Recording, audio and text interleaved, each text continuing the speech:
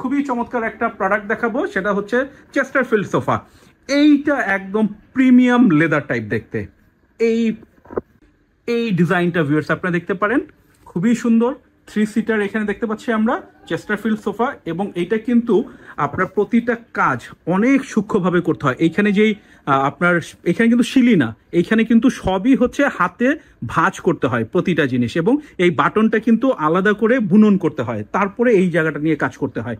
এবং এইটা খুবই লুক্রেটিভ একটা সোফা।